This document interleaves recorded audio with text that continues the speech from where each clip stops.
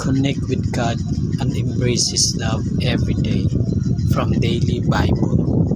In the name of the Father, the Son, the Holy Spirit. Amen. Morning Prayer. If my people, which are called by my name, shall humble themselves and pray, and seek my face, and turn from their wicked ways, then will I hear from heaven, and will forgive their sin, and will heal their land. From 2 Chronicles chapter 7, verse 14. Thoughts. God told Solomon that the temple would be a place where his people could pray and know that God would hear them if they did so in an honest and humble way.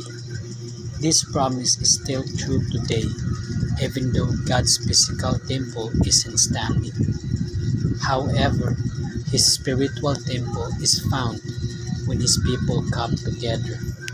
1 Corinthians chapter 3, verse 16, Matthew chapter 18, verse 20. What a wonderful gift and a powerful blessing for us today. We know that God will hear us when we get together with other Christians, bow down before Him, and ask to be in His presence. Instead of waiting for a big worldwide effort to start, why not meet regularly with other people who will pray with us? My prayer.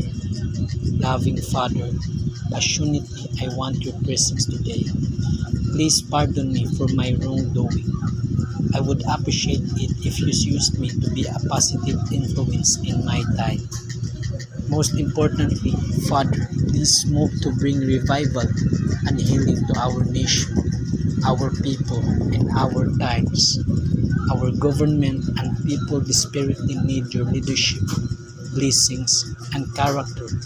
In Jesus' precious name I pray, Amen. Devotion. What does it mean to be wise? If I ask you who the wisest person in the Bible was, who would you say? Maybe Jesus, maybe Moses, but the name Solomon is almost synonymous with wisdom. Referenced several times in the books of the Bible, especially 1 Kings 3 and 4. His wisdom was so great that God rewarded him as He rewarded no other man on earth. He chose Solomon as the person to build His temple in Jerusalem. King David is one of the most lauded characters in the Old Testament, and he was ready to build the temple for God. God chose His son Solomon, known for his wisdom rather than David, a conquering war hero, known perhaps too much for bloodshed and sin. David accepted this nobly, for he knows that Solomon is the wise choice. 1 Chronicles chapter 28 to 29.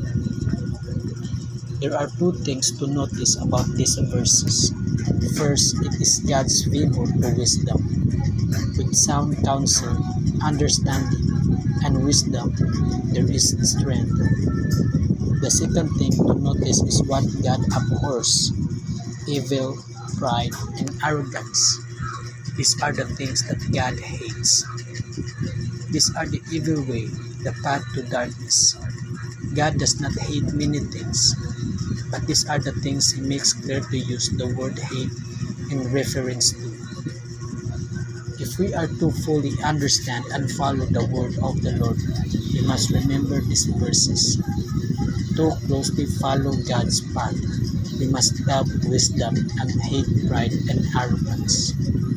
To do so, grant us more wisdom and strength. With these things, we can build our own inner temple, just as Solomon did and joined God, Solomon and Christ in the temple of heaven. Prayer. Heavenly Father, lead me away from all sin and towards a path of wisdom, understanding, and strength. I ask that you pardon my sins when I have been arrogant and prideful. I shall do all in my power to be better and prosper to the things that you deem righteous. Amen. In the name of the Father, the Son, the Holy Spirit. Amen. Believe in the power of prayer. See you tomorrow.